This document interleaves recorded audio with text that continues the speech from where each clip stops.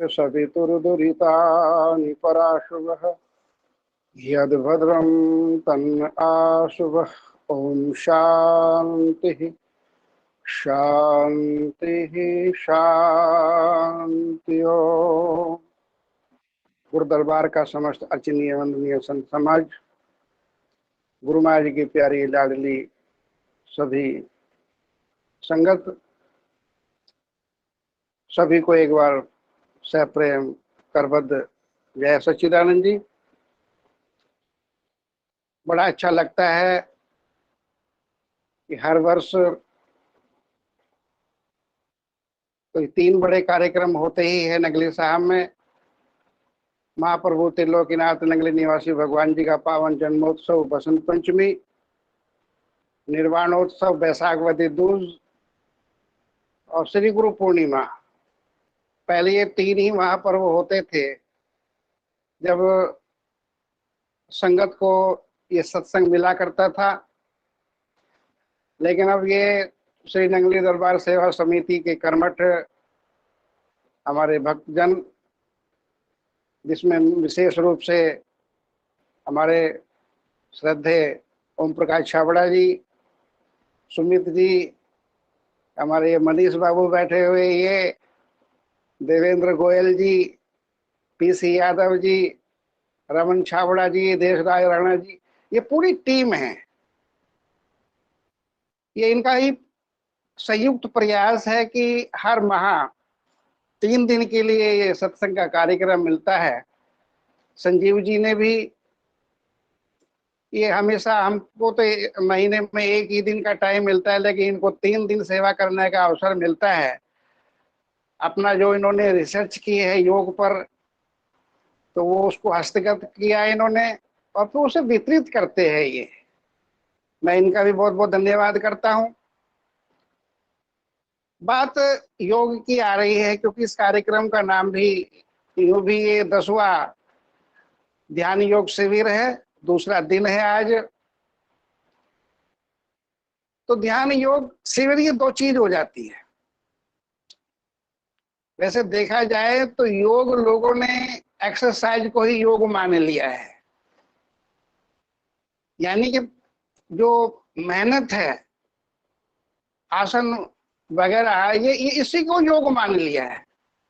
महर्षि पतंजलि ने योग को 4 भागों में विभाजित किया है: यम, नियम, आसन, प्राणायाम, प्रत्याहार, धारणा, ध्यान, समाधि। तो इसमें 4 जो अंग हैं, प्रथम यम, नियम, आसन, प्राणायाम, ये 4 जो अंग है योग के, यानी कि योग के जो पूर्वार्ध हैं, ये फिजिकल है, ये शारीरिक है, शरीर से संबंध है इन चीजों का। और जो बाद के 4 है, उत्तरार्ध, धारणा, ध्यान, समाधि, ये जो बाद के 4 है, यम, नियम, आसन, प्राणायाम, प्रत्याहार, धारणा, ध्यान, समाधि, जो बाद के 4 है, प्रत्याहार, धारणा, ध्यान, समाधि, ये अंतर के है, इनका संबंध है आत्मा से। तो लोग केवल आसन व्यायाम को ही, कसरत को ही, इसी को योग मान लेते हैं। ये आधा अधूरा ज्ञान है और इसी खाली इससे कुछ होने वाला नहीं है। इससे तो इतना हो सकता है कि आपकी जो गाड़ी है, शरीर रूपी गाड़ी है, ये फिट रह सकती है और इसका फिट होना बहुत जरूरी है। आप कितनी मूल्यवान गाड़ी लिए घूमे, लेकिन वो फिट ना हो, अनफिट हो, रास्ते में कहां धोखा दे जाए। तो हमने तो अनंत की यात्रा करनी है, हमने तो दूर जाना है। जहां से ये चेतना इस धरातल पर आई है, रंगमंच पर आई है, इससे वापस लौट करके अपने घर जाना है। तो वहां जाने की जो व्यवस्था है, योग के जो महर्षि पतंजलि के जो 4 बाद के अंग है, प्रत्याहार, धारणा, ध्यान, समाधि, ये वहां पहुंचाने में सहयोग करेंगे। पहले के 4 इस शरीर रूपी गाड़ी को फिट रखने में सहयोग करेंगे। कुल मिलाकर के देखो, हम आरती में गाते हैं ना, सह समाधि अनध्वनि जाप अजपा बतलावे, प्राणायाम की लहरे दासों के मन भावे। प्राणायाम को भी गुरु महाराज जी ने अपनी योग का कंप्लीट जो उनकी साधना पद्धति थी उसमें प्राणायाम को भी महत्व दिया। प्राणायाम एक ऐसी विधा है जो जो बाहर से वृत्तियों को अंदर समेटती है। बाहर जो फैली हुई वृत्ति है, जो श्वसन प्रक्रिया है, उसके द्वारा अभी अनुसंधान चल रहा है, रिसर्च चल रही है, वैज्ञानिक लोग भी महर्षि पतंजलि पर रिसर्च कर रहे हैं। उन्होंने कहा कि प्राणायाम तो बड़ी गजब की विधा है।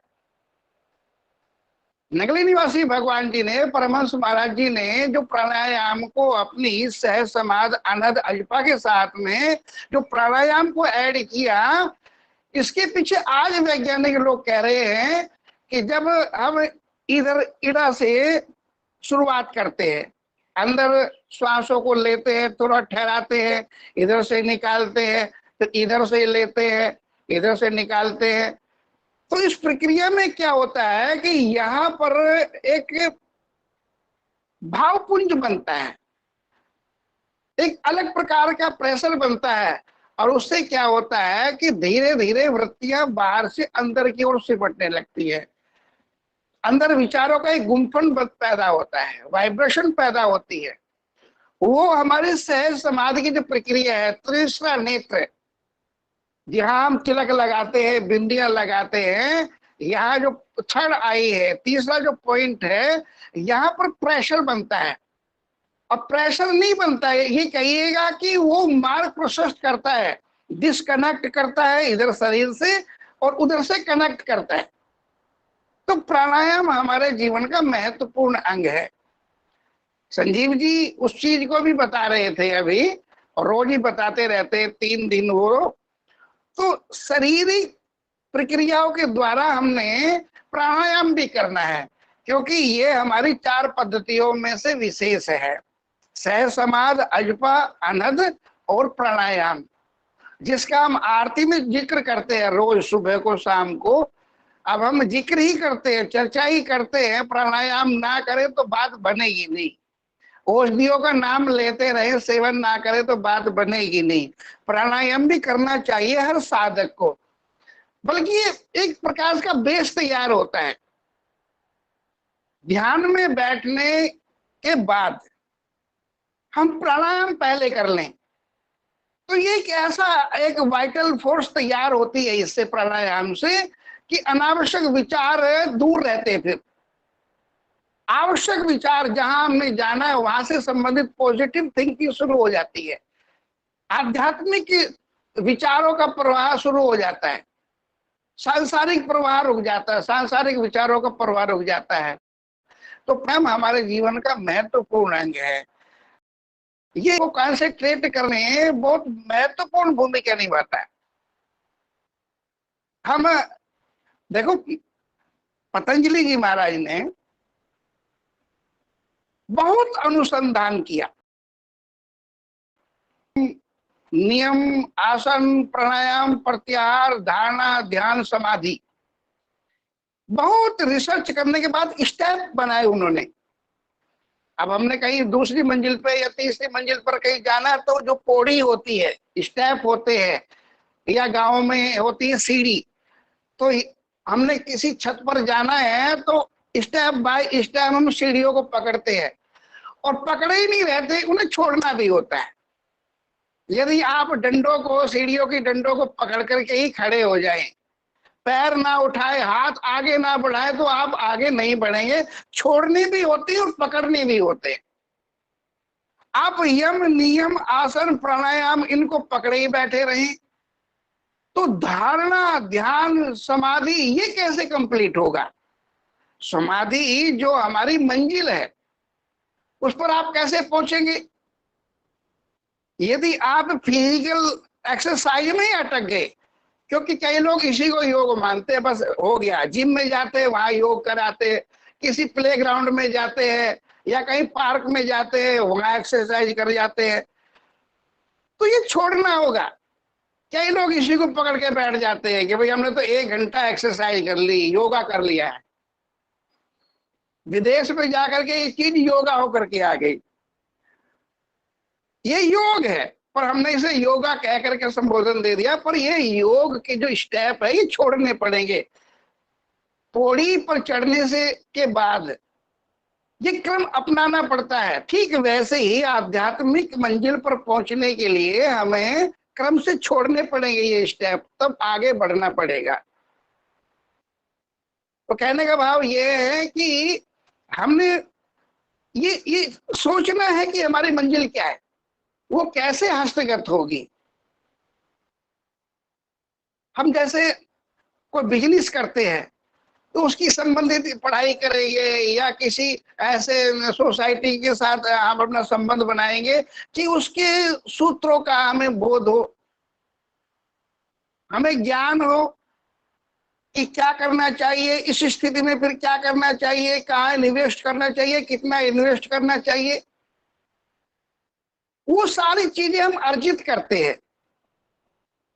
ऐसे ही आध्यात्मिक पथ में भी चलने के बाद में हमें सबसे जो बड़ी बाधा है वो है मन।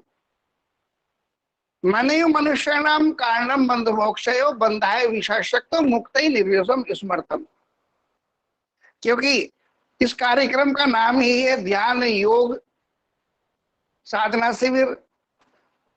तो ध्यान योग जो है, ध्यान हमारा मुख्य उद्देश्य है, और उस ध्यान में महत्वपूर्ण भूमिका इस मन की ही तो है। हमारा वैदिक वांग में कहता है कि मन ही मनुष्य नाम कारण बंध मोक्षयो बंधाय विशासकता मुक्त ही स्मृतम। ये मन ही बंधन का कारण है, मन ही मुक्ति का कारण है। ऋषियों में आबद्ध मन जन्म मरण में डाल देता है, और ऋषियों से जो मुक्त मन है ये हमें मुक्ति दिला देता है।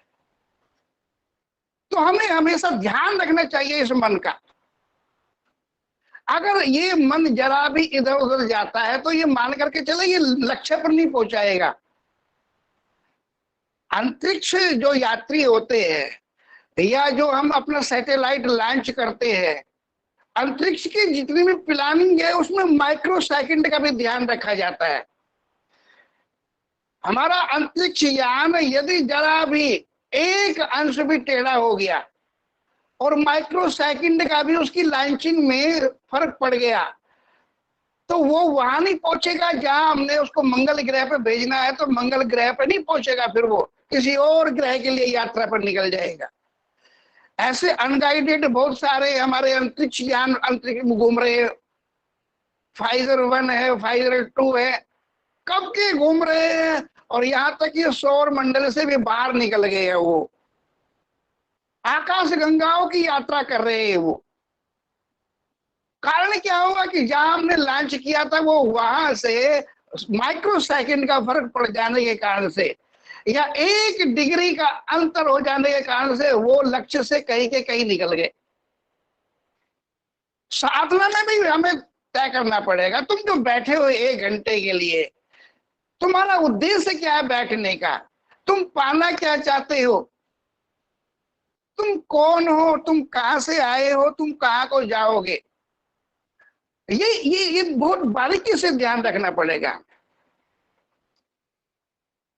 मन ही सारी समस्याओं की जड़ है। हमारे जितने भी ऋषि मुनि हुए उन्होंने इस मन को ही आधार बना करके कहा कि ये मन ही तुम्हें 84 में डालता है, आवागमन में यही डालता है। संसार में सबसे बड़ा कोई रोग है तो वो है भव रोग। भगवान श्री कृष्ण गीता में कहते हैं कि भाई ये जो भवानम तरणी रोका संसार समुद्रता मृत्यु संसार सागरात, अर्जुन को कहते हैं कि ये जो संसार है ये सागर है, आत्मा इसमें डूबती रहती उतरती रहती है। जो मेरी शरण में आ जाता है, मेरी साधना पद्धति को आत्मसात कर लेता है, तेसा महम समुद्रता मृत्यु संसार सागरात, मैं उसे संसार सागर से पार कर देता हूं। हम लोग भी रोज विनती में गाते हैं, प्रार्थना करते हैं, हमें संसार सागर से पार उतारो, भव सागर से पार उतारो। भव सागर क्या है? ये संसार सार, हिंद महासागर, प्रशांत महासागर, ये तो हमें दिखते हैं, पर जो भव सागर है वो नहीं दिखता। हमारी आत्मा जन्म जन्मों से इसी में भटकती रहती है।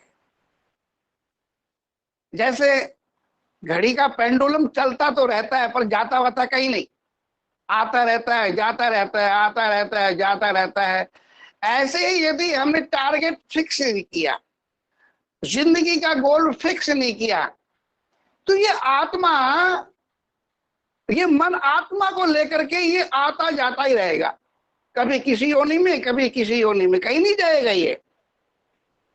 इस चक्र से, संसार चक्र से निकालने के लिए हमारे महापुरुषों ने गोल फिक्स किए हैं, लक्ष्य फिक्स किए हैं, उसे समझना पड़ेगा।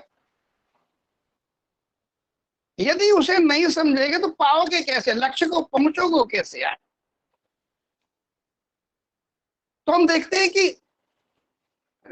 एक क्रम है, उपनिषदों में वो क्रम आता है कि इंद्रियाणी परायण्य हृदय परमना मनस्तु परा बुद्धे बुद्धे प्रतस्तु श।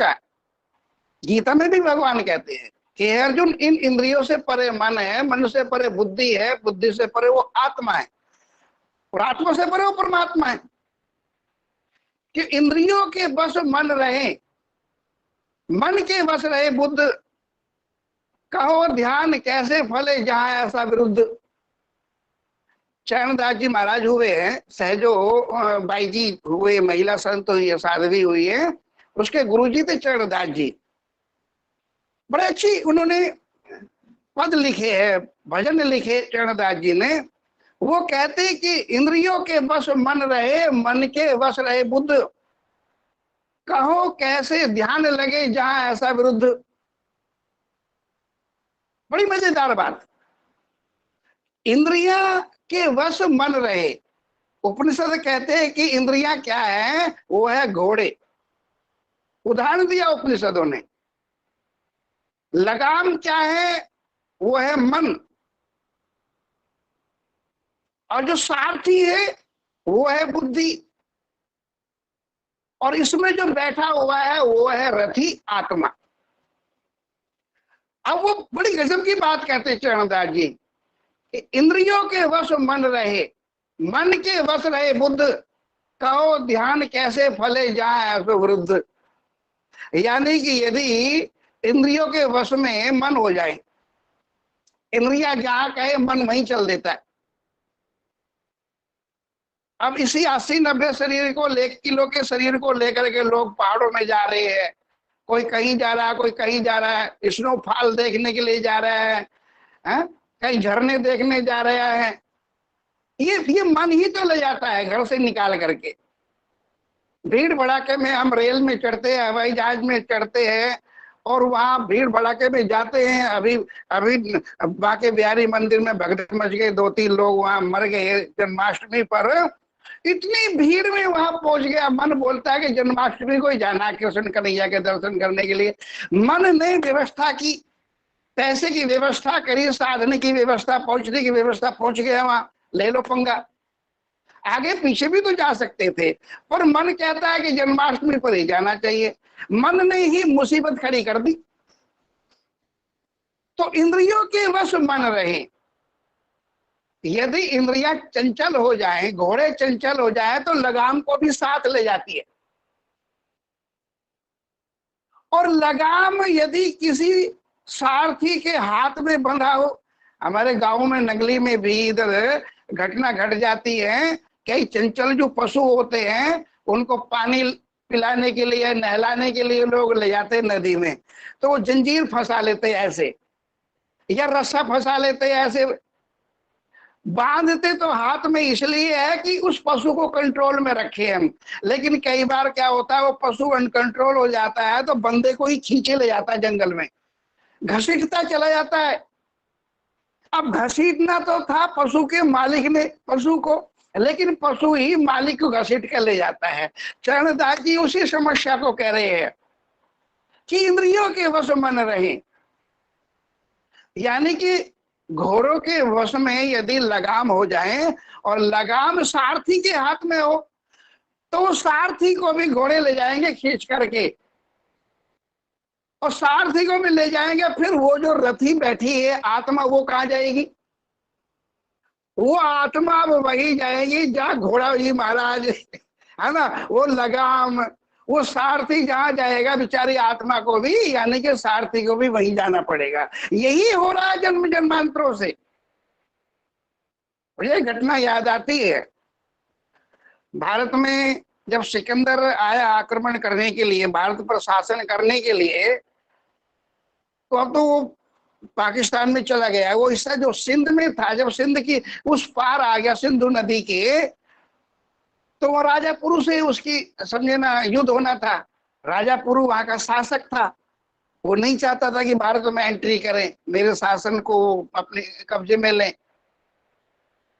तो उसकी फाइट होती है पुरु से। तो पुरु हाथी पर योद्धा युद्ध करता था, वो घोड़े पर करता था। सिकंदर तो मार खाने लगा, सिकंदर हारने लगा। तो लोगों ने बोला कि ये हाथी पर है और आप है घोड़े पर, आप हाथी पर बैठिएगा फिर आप युद्ध जीत सकते हैं। तो कहा कि ठीक है, हाथी की व्यवस्था करो। तो कहते हाथी लाया गया तो सिकंदर उसके राउंड मारता है हाथी के चारों ओर। कहा इसकी लगाम किधर है? लोगों ने बोला इसकी लगाम वगाम कहीं नहीं होती, इसकी लगाम तो वो जो वो होता ना महावत, उसके हाथ में होती है। और वो अंकुश होता है एक लोहे का, है ना, वो टेढ़ा मेढ़ा करता है, मनमानी करता है, तो ये अंकुश लगाता है उसके माथे में, उससे कंट्रोल रहता है। कहा कि नहीं, लगाम मेरे हाथों में होनी चाहिए। कहा कि आप उसकी लगाम, हाथी की लगाम अपने हाथ में रखोगे, लड़ाई कौन करेगा? तो कहते सिकंदर हाथी पे चढ़ गया था लेकिन कूद गया। कहा कि जिसकी लगाम मेरे हाथ में ना हो, मैं ऐसे, है ना, सवारी पर नहीं बैठूंगा। इसकी तो लगामें मेरे हाथ में नहीं। राजस्थान में क्या हुआ, जैसलमेर में बंदा चिल्ला रहा है कि बच जाओ बच जाओ बच जाओ। लोग बोल रहे अरे तू ऊंट पर बैठा हुआ है, जा कहाँ रहा है इतनी तेज? कहा कि मैं कहीं नहीं जा रहा हूं, अब तो ये ऊंट जहां ले जाएगा वहां जा रहा हूं, क्योंकि इसकी लगाम निकल गई है, नकेल निकल गई है। ऊंट के नाक में होती ना नकेल, उसी से लेफ्ट राइट चलता है, वो कंट्रोल होता है ऊंट। कहा कि इसकी नाक से नकेल निकल गई है, लगाम निकल गई है, अब ये दौड़ रहा है, अब तो कम वक्त ये जहां ले जाएगा वहीं जाना पड़ेगा मेरे को। मैं कहा बताऊं मैं कहा जा रहा हूं, हट जाओ हट जाओ। हमारे मन की भी हालत यही है, हमें पता ही नहीं हम कहाँ भागे जा रहे। बात वही कर रहा हूं, पेंडुलम सुबह शाम दिन रात चलता रहता है, पर जाता वाता कहीं नहीं है। आता और जाता और आता और जाता है, यही 84 लाख योनियों से हम कर रहे। इसी को भवसागर कहा भगवान श्री कृष्ण ने। और सागरों पर तो हम आजकल हमने पनडुब्बियां बना ली है, जलयान बना लिए है ना, प्लेन बना लिए है, पार कर जाती है, अमेरिका पहुंच जाती है सारे समुद्रों को पार करते हुए। पर संसार सागर, भव सागर, सबसे बड़ा रोग जो है भव रोग। और बीमारियों को तो इलाज लोग देर सवेरे ढूंढ ही लेते हैं, लेकिन इसका इलाज संतों नहीं बताया कि मन पर ब्रेक लगाओ बस। क्योंकि मने मनुष्य नाम कारणम बंधुमक्षयो बंधा विशेषक्तम मुक्त ही निर्दोषम स्मर्थम। तो इस मन को कैसे वश में किए? हमारे महापुरुषों ने इस पर शोध की, रिसर्च की। नंगली निवासी भगवान जी को आवश्यकता नहीं थी 13 साल जाकर के वहां नीम के पेड़ के नीचे नीम के पत्ते खाएं, अपने शरीर को सुखाएं। उन्होंने तो अनुसंधान किया है कि कलयुग के जीवों के पास समय कम है, सांसारिक जिम्मेदारियां, गृहस्थी की जिम्मेदारियां भी बहुत है। ऐसे में ये अपने लक्ष्य पर कैसे पहुंचे शॉर्ट टाइम में, ये अपने अस्तित्व को कैसे उपलब्ध हो, ये रिसर्च करके उन्होंने वो जो विधा उनको हस्तगत हुई, जो विज्ञान उन्होंने हस्तगत किया, वो उन्होंने अपने महापुरुषों को, अपने महात्माओं को दिया। और महात्माओं को कहा ये ध्यान की जो युक्ति है, ध्यान की ये जो विधि है, तुम जाओ गांव गांव नगर नगर जाकर के इसको लोगों को दो, बांटो। तुम्हारी मुक्ति उन्हीं के कल्याण में है। कई महापुरुषों ने बोला गुरु महाराज जी से कि हमसे प्रचार प्रचार नहीं होगा, नाम वगैरह हमारी बस की ये नहीं है, ये गुरुवाई हमसे नहीं हो सकती, हमें तो आज्ञा दे दो कि हम बस भजन करें। मेरे पूज्य गुरुदेव श्री स्वामी अजूनियानंद जी महाराज कहते हैं, ऐसे में उन महापुरुषों को गुरु महाराज जी ने एक सीख दी थी कि अपने कल्याण की इच्छा तुम्हारा कल्याण नहीं करेगी, औरों के कल्याण की कामना, औरों को भवसागर से पार उतारने की इच्छा तुम्हें जरूर भवसागर से पार कर देगी। तुम तो उस कंजूस की भांति हो कि जिसके पास धन बहुत हो गया है, बहुत है धन, पर उसको वो उपयोग में ना तो खुद लाता है, ना उसे वो किसी परमार्थ के काम में लगाता है। तुम एकांत में बैठ करके खूब नाम का भंडार इकट्ठा कर लोगे, नाम की पूंजी जमा कर लोगे, पर जीवों का कल्याण कैसे होगा? मैंने इसलिए तुम्हें संन्यास छोड़ी दिया है। संन्यास का मतलब होता है परोपकार है सताम विभूतया, दूसरे के कल्याण की भावना जिसमें हो, परोपकार की भावना हो, साधु का यही विभूषण है। साधु का आभूषण ही ये है, दूसरे की भावना में वो कल्याण के लिए चिंता करें, उनकी फिक्र करें, उनके कल्याण की, उनको भवसागर से पार करने का वो साधन जुटाएं और बांटे। पर फिर भी आपकी इच्छा है तो गुरु महाराज जी ने गिन गिन करके उन महापुरुषों को स्थान बताए। एक उन्नाव में जगह है, स्वामी विश्वनानंद जी हुए, गुरु महाराज जी ने कहा कि तुम जाओ वहां गंगा किनारे भजन करो। 40 साल स्वामी विश्वनानंद जी ने मिट्टी का पहाड़ खोद करके वहां पर तपस्या की। ऐसे ही मीरापुर पटियाला जिले में होता है, देवीगढ़ के पास में, स्वामी शांत रामेश्वरानंद जी हुए। लगभग 40 साल उन्होंने भी शमशान में बैठ करके तपस्या की, भजन किया, साधना की। वहां पर आश्रम है, बड़ी मान्यता उस इलाके में उस आश्रम की। ऐसे स्वामी अमृतानंद जी हुए। आगरा में टूंडला स्टेशन के पास में मोहम्मदाबाद गांव है, वहां कब्रिस्तान में बैठ करके नग्न रहते थे वो। जैनी लोग तो उसे मानते थे ये तो हमारे जैन साधु है, पर वो गुरु महाराज जी के साधु थे। निर्वस्त्र अवस्था में रहते थे, रात को ही निकला करते थे, लोग उनके भोजन के लिए व्यवस्था कर जाते थे तो रात को खाए पिए और अपना। लगभग 40 साल उस महापुरुष ने, स्वामी अमृतानंद जी महाराज ने भी। और ऐसे ही लुधियाना के पास भी एक महापुरुष, तमाम ऐसे महापुरुष हुए। गुरु महाराज जी ने खुद उन्हें चिन्हित किया था कि तुम वहां जाओ, तुम वहां जाओ, तुम वहां जाओ। बात कर रहा हूं कि गुरु महाराज जी ने जो आध्यात्मिक युक्तियां अनुसंधानित की, उसको बांटने का आदेश अपने महापुरुषों को दिया कि तुम जाओ इस नाम को बांटो घर घर। अब आप लोगों तक वो नाम की विधा, वो ध्यान की युक्तियां, ध्यान की कलाएं आप तक पहुंच गई है, तो आप उस पर रिसर्च करें, अनुसंधान करें, तभी भवसागर से ये भवरोग तभी दूर हो सकता है। आप नाम ले लो, अलमारी में रख दो, बस इतने से काम होने वाला नहीं है। सहजोबाई जी एक महिला संत हुई है, बड़ी उच्च स्तर की साध्वी हुई है वो, और बड़ी उच्च विचार धीमर की थी। बालिका कोई न छूता छाँव, जब सदगुरु की कृपा हुई तो पूजन लागे पाऊं, ऐसा भाव उस महिला साध्वी का था। वो कहती है कि सहजो मृत्यु के समय पीड़ा होए अपार, बिच्छू 1000 जियो डंक लगे एक साथ।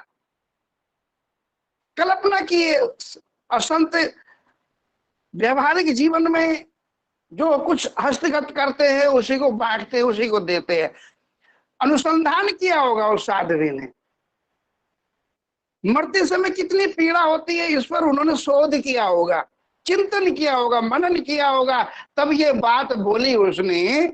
बहुत सारे उनके भी भजन और पद आते हैं, उनकी भी अलग से पुस्तक है बाजार में। वो कहते कि सहजो मृत्यु के समय पीड़ा होए अपार, बिच्छू 1000 जो डंक लगे एक सार। 1000 बिच्छू मिलकर के यदि किसी को डंक मारे, जरा कल्पना करिएगा, कल्पना करने में कुछ